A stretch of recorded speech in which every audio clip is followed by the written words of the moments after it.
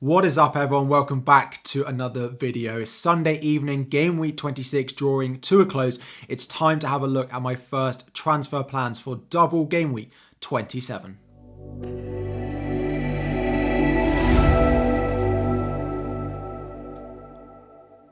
Welcome back to another video, everyone. FPL Harry here. It is another double game week. We've had a few. Game week 26 was one of the rare normal game weeks that we have in the near distant future. Today, we're going to be having a look at some first transfer plans for the upcoming double game week 27. Of course, it is the double that we've been planning for the likes of Brentford and Brighton. And you also have Crystal Palace and Southampton thrown in there as well. A lot of the focus, though, going on those Brentford assets and those Brighton assets. If you have Mitoma or McAllister in your team, congratulations. You're probably on a green arrow looking at the end of game week 26. Those of you who started Solly March or didn't have any Brighton midfielders are probably, unfortunately, looking at a red arrow. Let me know how many points you are on so far in game week 26. Of course, one more game. Ivan Toney and the Brentford boys, a lot of us wildcarders, have quite a lot of investment in that game. But looking at my game week 27 first team selection, my first lineup, we do have 6 double game week players in here. Part of the reason for, of course, playing that wildcard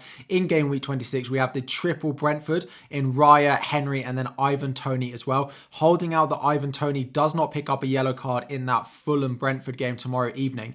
If he goes unscathed in that one and there's no yellow card, so he's still 2 yellows away from that 2-match suspension, Ivan Toney is likely to be my captain going into this week away at Everton and away at Southampton. Now, the Brighton assets will also get a lot of attention in terms of captaincy. Mitoma, McAllister, the 2 picking up points this week. Solly March as well. They've looked very good and put up the highest XG of any team so far this season in a single match in that 4-0 win against West Ham. So I got a Stupinan in there. I've got Solly March in there. I had March on my bench this week. And then we have Mitoma as well in my starting 11. So those are my 6 double game week players. We're currently starting then Trippier in defence with Wolves at home. Southampton at home for Marcus Rashford. Fulham away for Bukayo Saka, then Harry Kane and Erling Haaland up front.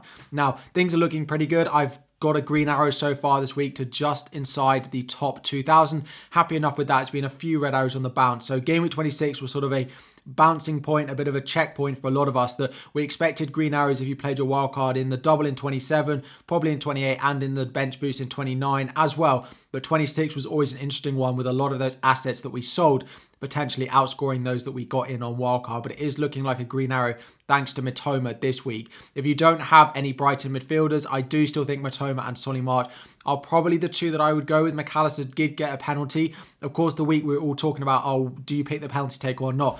Brighton get a penalty, but I still think if I was on wildcard this week, Mitoma and Solly March are the 2 that I would go with. Now, I am planning on playing my bench boost in game week 29. That means I have to have a very strong bench this week.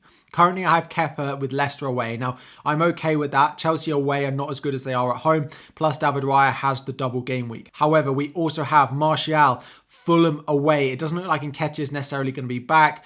I do have to have Martinelli on my bench because of how strong my starting 11 is. I then have Botman with Wolves at home on my bench. And finally, I have Zinchenko with Fulham away on my bench. It's strong enough to bench boost this week. However, if I do save it to game week 29, I get the extra fixture because Kepa will have a double game week, whereas he only has a single game week this week. Plus, the likes of Botman will have a double game week. I'll sell Zinchenko probably to Luke Shaw, for example. So I still do think that my bench boost is better played in game week 29 than game week 27, despite how good it looks this week.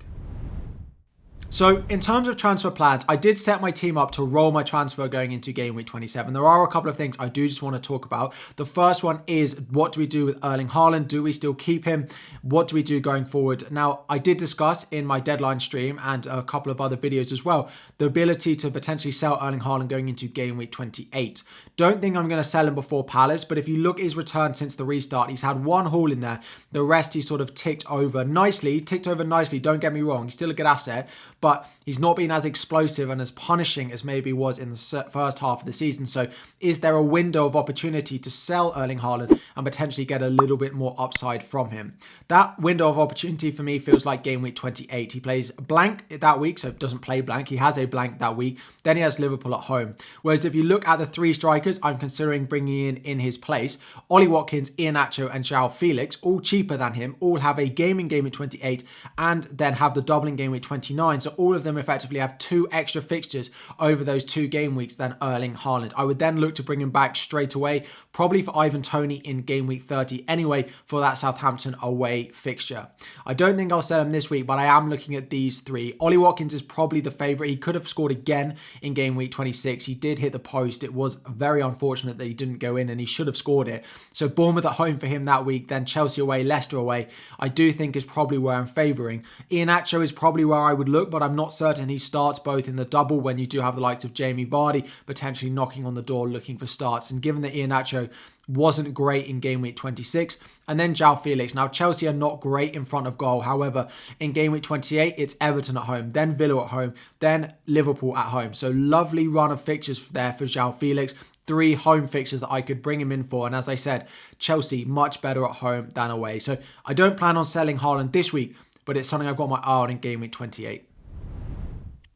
And then the other potential move is Martinelli. Now, my original plan with Martinelli was he does play in game week 28 and then doesn't double in game week 29. So my plan was to sell Martinelli and go and buy Bruno Fernandes in game week 29 when he has his nice double game week for Manchester United. Then they have a nice run of fixtures from game week 30 onwards, whereas the Arsenal fixtures get a little bit more difficult. Gabriel Jesus will be back. Trossard did pick up an injury. It will be interesting to see how long he's out for, because it might make Martinelli a little bit more nailed again, as did Smith Rowe. But still, I do like that move going forward in game week 29. I could make it earlier if I'm not fond on Martinelli's chances of starting in game week 28. Again, I think it's unlikely to be done this week, just because Martinelli is actually on my bench this week anyway, so I don't need to stress about it this week.